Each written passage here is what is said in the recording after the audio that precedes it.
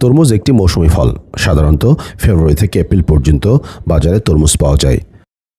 বগুড়া নন্দীগ্রামের কৃষক আব্দুল গফফার অসময়ে মালচিং পদ্ধতিতে কয়েক জাতের কালো তরমুজ চাষ করে এলাকায় আলোড়ন সৃষ্টি করেছেন। 3 বছর ধরে অসময়ে তরমুজ চাষ করে আসছেন এই কৃষক। চলতি বছরেও 50% জমিতে তরমুজ চাষ করেন। ফলন ভালো হয় লাভের আশা করছেন প্রায় 3 গুণ। আমি বিগত 3 বছর হলে তরমুজ চাষ করছি।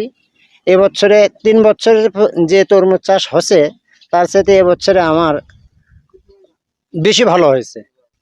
বাজার আশানুরূপভাবে যেরকম বাজার চলতেছে, মোটামুটি সর্বনিম্ন বাজার 60 টাকা বেচাকেনা হচ্ছে। যদি এরকম বাজার শেষ পর্যন্ত পাই তাহলে দ্বিতীয় গুণ না তৃতীয় গুণ লাভ হবে বলে আশা করতেছি। পড়ালেখা শেষ করে চাকরি পিছে না ছুটে কৃষিতে ঝুঁকে পড়েন আব্দুল গফফার বলে জানান পরিবারের সদস্যরা। তাকে দেখে এলাকার অনেক যুবকও অনুপ্রাণিত হচ্ছে আধুনিক কৃষিকাজে। আব্দুল গফফার আমার ভাস্তা, যে ও লেখাপড়া শেষ করছে, করবার ভাই আর আমরা পরামর্শ করলাম যে চাকরি বাকরি করে বা না চাকরি বাকরি করবো না, ওই আবাদ বসত আবাদ মানে কৃষি আবাদের মধ্যে সবসময় জড়িত। আব্দুল গফফার ভাই দীর্ঘদিন তরমুজের সাথে জড়িত এবং অন্য অন্য কৃষি আবাদ যেমন শশা, মরিচ আরও ইত্যাদি অনেক অনেক দীর্ঘদিনভাবে সে নতুন নতুন, এবং ওনাকে দেখে অনেক লোকজন বা অনেক যুবক দেখে আগ্রহীও। নন্দীগ্রাম উপজেলা কৃষি কর্মকর্তা গাজীউল হক বলেন, মালচিং পদ্ধতিতে অসময়ে কালো জাতের তরমুজ চাষ করে সফল হয়েছেন কৃষক আব্দুল গফফার।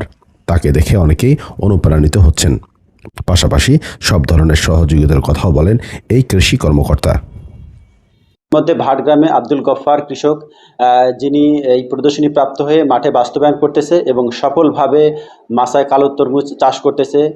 তিনি মাসায় প্রায় 4-5 ধরনের কালো জাতের তরমুজ চাষ করতেছে। আমাদের নন্দীগ্রামে আব্দুল গফফারের মতো আরও বেশ কয়েকজন কৃষক আছে যারা মাসায় কালো তরমুজ চাষ করে বেশ সফলতা লাভ করতেছে। আমরা সেই সব কৃষকের মাঠ নিয়মিত পরিদর্শন করতেছি এবং বিভিন্ন ধরনের পরামর্শ দিচ্ছি। তরমুজ রোপণে 60 থেকে 65 দিনের মধ্যেই বিক্রির উপযুক্ত হয় বলে জানান কৃষক আব্দুল গফফার। সঠিক পরিকল্পনা, পরিশ্রম, আধুনিক কৃষি পদ্ধতি প্রয়োগের মাধ্যমে ফসল উৎপাদন করে সফল হওয়া যায় বলে মনে করেন পড়ালেখা শেষ করে চাকরির পিছে না ছোটা এই যুবক আব্দুল গফফার। রাসেল কবির, মোহনা সংবাদ, বগুড়া।